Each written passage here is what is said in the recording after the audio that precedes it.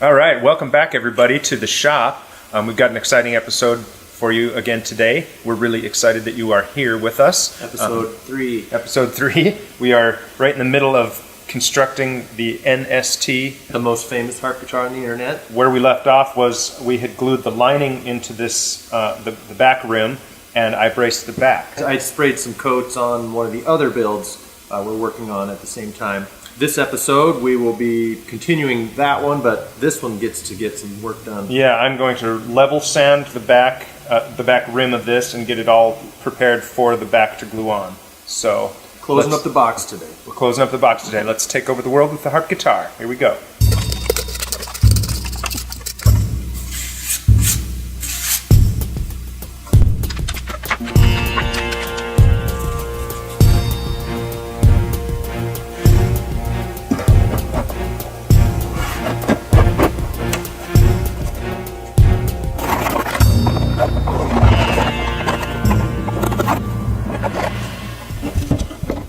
Okay, so I just got done tracing the profile of the rim onto the back, and I've noticed that a couple of the braces are just a little bit long, so I've marked them here, and here. I think this one here, and then actually I'm going to trim the tail, the back strip a little bit also.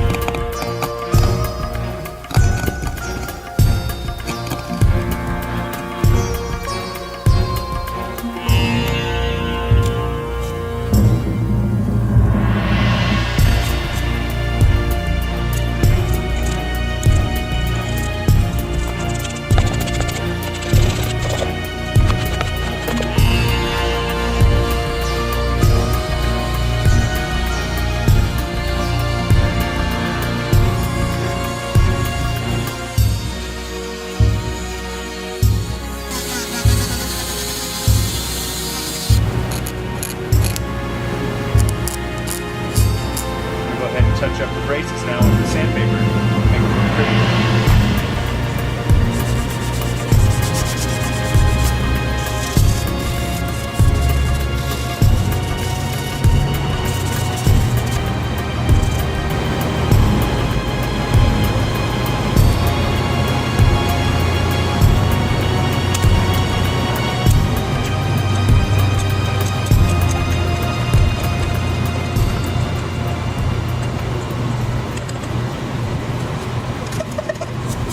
Alright, now it's time to take this to the bandsaw and trim it.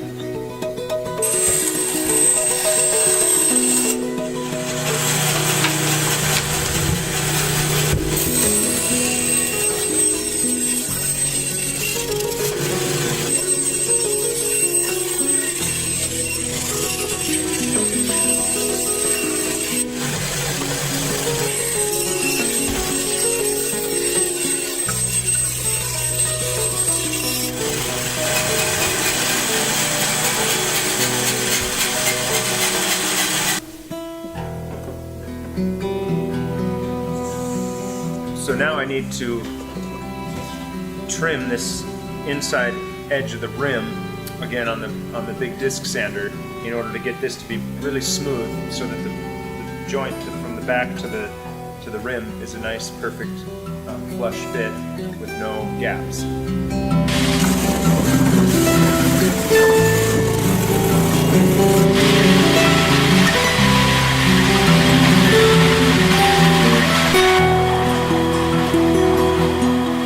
Alright, so before I glue the back on, I'm going to check real quickly to see what our neck angle is set at right now. This is a fabric ruler, and it's got a little notch on it right there, which is exactly 1/8 of an inch. Basically the saddle will be sticking up out of the bridge about that much. As we glue the back on, we will check it a couple more times. I've preset our little table here with a bunch of the spool clamps that we talked about last time, and some bar clamps for the treble areas, and we are ready to glue the back on.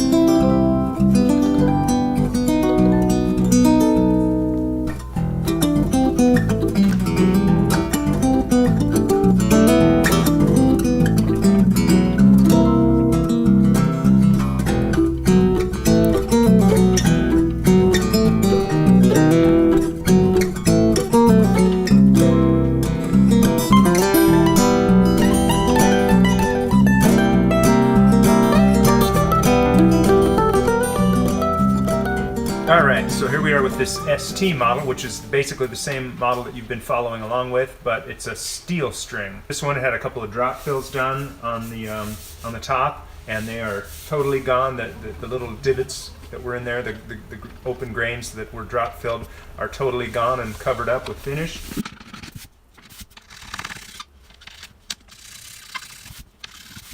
Looks like the back and sides need a little bit more finish on them.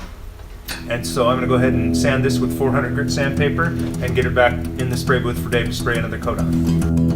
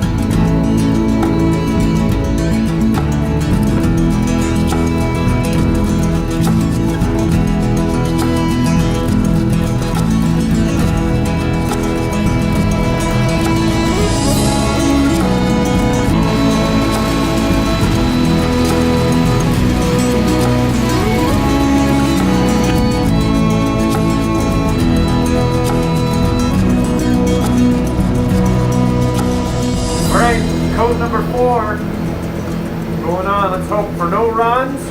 Nice and even coat.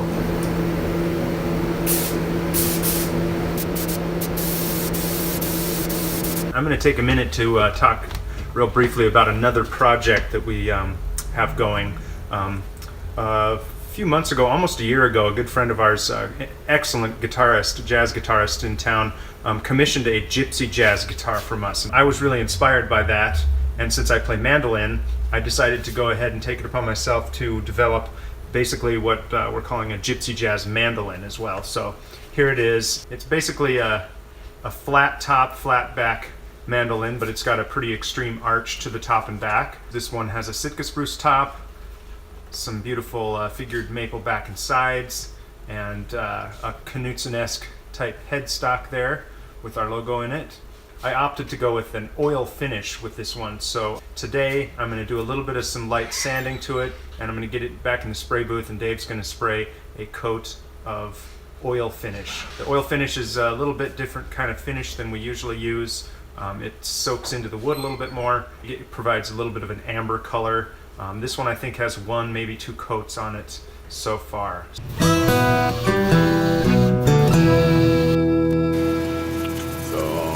People say a man is made out of mud. A poor man's made out of muscle and blood. Muscle and blood, skin and bones. A mind that's weak and a back that's strong. 16 pounds, what do you get? Another day older than people in debt. St. Peter, don't you call me, 'cause I can't go.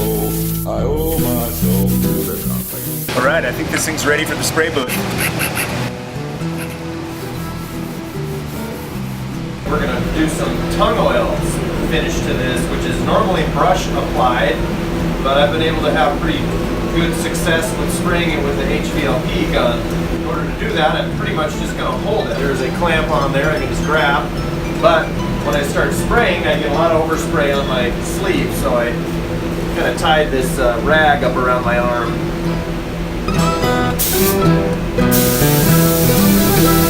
Oops, going out fast.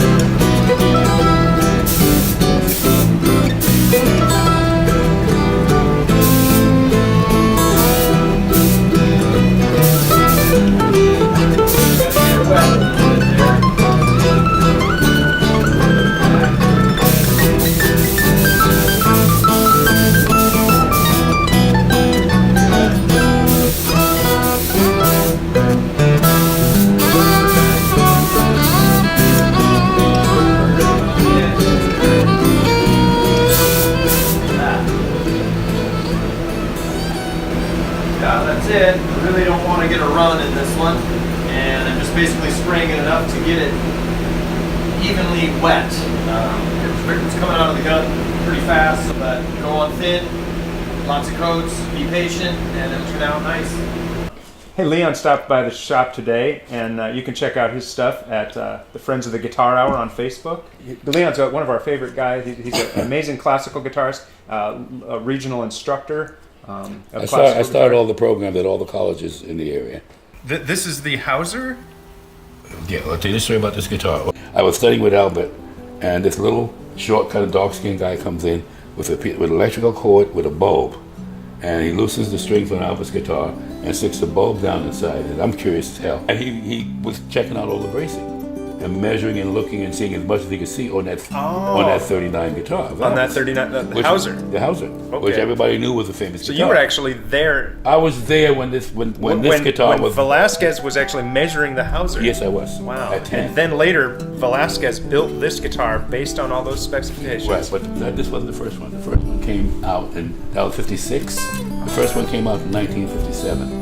Okay. And I was there again. Nevertheless, it kind of coincidentally worked out when he delivered it to Albert. Okay. And that 57, Albert kept that for a lot of years. And this is what, a 58? 58. Okay. So that's why I had to have it. It was like that vintage. Because they started changing. Yeah. These early guitars were totally clones of the early Hauser guitar. Yeah. The very famous ones. Yeah, so not too long ago, maybe fairly recently, it's had another couple of issues where the neck has sunk in a little bit, and some of the binding has come loose up here, and the top has come loose from the lining on the inside. So we're going to address a few of those issues here in the shop. Good. It's looking great. Looking great. And what you have a gift for that kind of stuff. Cool. Okay. Well, it's great to have you stop by the shop, Leon, and we're stoked to be working on your Velasquez. All right. So we're super stoked because today's Thursday. We get to go over to Woody's house and jam on some tune. All loaded up.